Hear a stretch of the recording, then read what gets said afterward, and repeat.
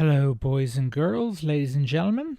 This is Defub21, as per usual, and also as per usual, I have another video game trailer for us to look at and for me to tell you what I think afterwards. This is the first trailer I've looked at that I can remember off the top of my head for The Evil Within 2, its predecessor, a sequel to a game which I've only recently completed. It's The Evil Within 2 Race Against Time and then in brackets gameplay trailer. So without further ado, let's take a look, and then I shall, as per usual, share my great and wondrous wisdom with you. Peggy 18. The core escaped less than a day ago. Within hours, we began to receive reports of loss emerging in staggering numbers. And they're actively hunting down and killing whoever is left. It's a nightmare. At this rate, there will be no one left in 2 weeks. We're all doomed. I'm sorry. Prove your fealty to me. Bring me the core. Lily. You are doomed to repeat the mistakes of the past. Dad? I'll keep coming back until one of us is dead. Come then. I await you.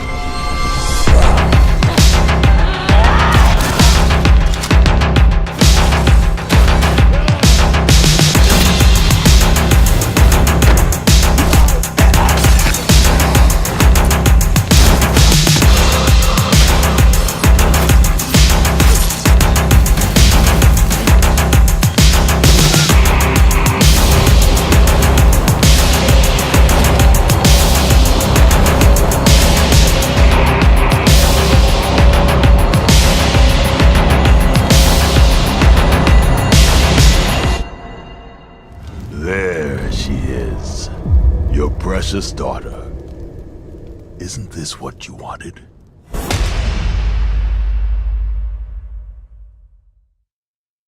Well, what do I think about this? I think, if memory serves, this is the first, maybe not necessarily the first trailer for The Evil Within 2 that I've looked at, but certainly the first one to feature gameplay. How much of the actual footage you see that it is actual gameplay, however, I think a lot of it you actually see in there is actually kind of in-game rendered scenes or scenes that are rendered in real time but aren't actually live kind of action gameplay. Some of it clearly is. And obviously the first Evil Within game was a cross-gen title. It came out, I believe, in 2013 on 360, PS3, and on Xbox One and PS4 and on PC. And that invariably, of course, kind of held it back from a design standpoint, from a graphics standpoint, because the 360 and PS3 is one prime example of incredibly limited memory capacity compared to the Xbox One and the PS4. So visually it's a big step up. You know, it doesn't suffer from again going on about the visuals. There are obvious things. It's got much higher resolution textures. The character models are much more, much higher poly counts, better animation, more detail. The environments have more detail. Well, the lighting effects and so on, they're all much better. That's part of the course. I got The Evil Within on a Steam sale on PC. I'd say within a year of it coming out. I can't remember exactly when. This is, for those who don't know, the guy whose name I've completely forgotten, can't remember it off the top of my head. The Japanese executive producer in this game was responsible for Resident Evil 4, which is kind of the starter, this effectively the starting point for the kind of survival horror action game. With Dead Space 1 and 2, to my mind, taking up the gauntlet, as it were, of Resident Evil 4, much better than 5 did, and vastly better than the, quite frankly, disastrous 6. I haven't played 7 yet. I do own a copy, but I haven't gotten around to playing it yet, to my shame. PlayerUnknown Battlegrounds is just taking up way too much of my time. But what I will say, again, I cannot stress this enough. It was, I got it after the current gen had started. Maybe for that reason, it took me, I literally only started playing it and completed it this year. it just kind of went to the back of my queue of games to play. So it is kind of by being effectively a last gen title ported to current gen hardware and ported to PC, it's not, maybe its technical limitations to a degree kind of aged it badly. I didn't think it was a bad game, to be clear, the first Evil Within, but there were certainly kind of, for me, a couple of issues with it. Like, for instance, for me, particularly after playing Dead Space 1 and 2 and 3, we won't get into 3, that's a completely separate rant. You can look it up on the internet, you'll find lots of people complaining about that game who were fans of the first two.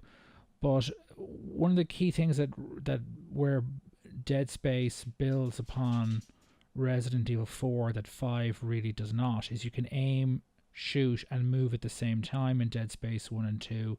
You can't in Res 5. I don't know about 6, but 6 is such a catastrophe. I haven't gone anywhere near it, buying it or playing it.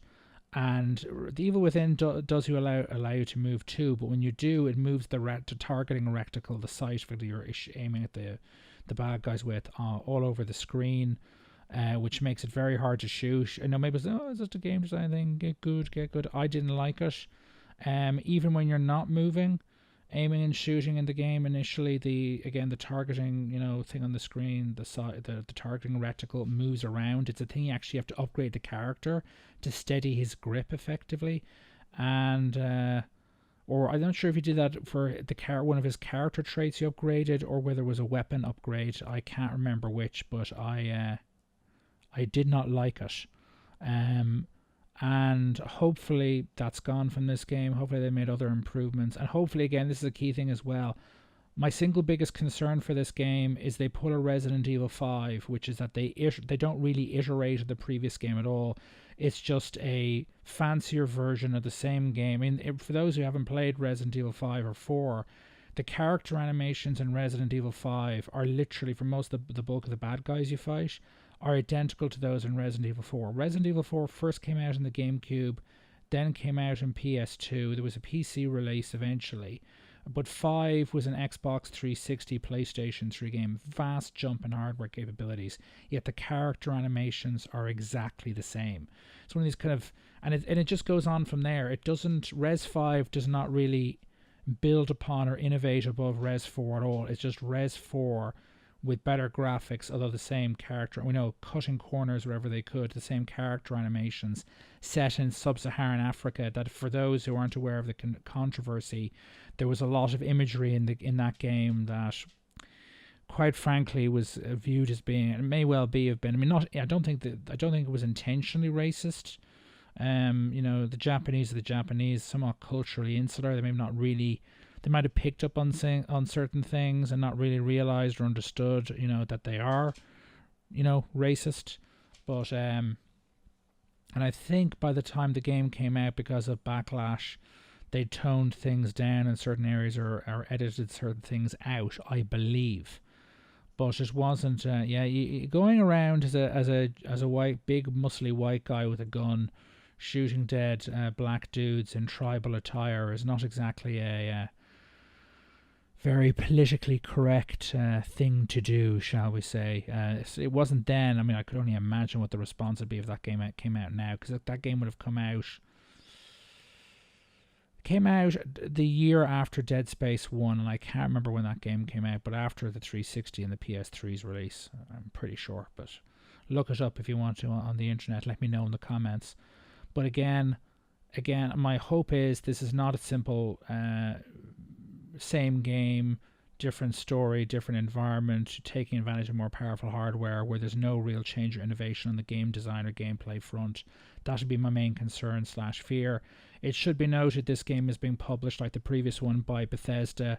As a Western publisher, one would hope that they would either prevent that or pick up on it and insist that that's not good enough for, again, Bethesda. And they do a very high standard of quality control. The odd bugs in games notwithstanding. I mean, this Doom was incredibly well optimized. I think Prey 2 was quite well optimized a game, and not many bugs in it. Fallout 4 and Dishonored 2, not so much. So we'll have to see what happens there. But again, looks obviously like a vast improvement visually over the previous game. Hopefully they build upon what was good about the last game in terms of gameplay design and character design and story, and get rid of things that that didn't work out quite so well, or that the players didn't like, and hopefully by players, I didn't like. Apart from that, gameplay trailer. In actual gameplay is always better than, to my mind, for a game trailer than pre-rendered CGI/FMV. Or if you can't do that, the middle ground is, you know, pre-rendered but have it in-engine in-game, like the the Warhammer Total War games, which always seem to have lots of trailers with lots of gameplay, or at least in-engine rendered cutscenes and so on. So without further ado, let me know your thoughts in the comments, positive, negative. Let me know your thoughts on the survival horror and survival horror action subgenres, and your thoughts on them, whether you like the games, whether you don't, what your hopes and the dreams for the genre are. And if you like this video, please like it. And if you haven't already for some strange reason, subscribe to my channel, please do so. And you can follow me on Twitter at Sheehy DA Younger. One word. Sheehy.Younger. Follow me on Twitter. I am trying to be more active on that, retweeting stuff and so on. So without further ado, toodaloo.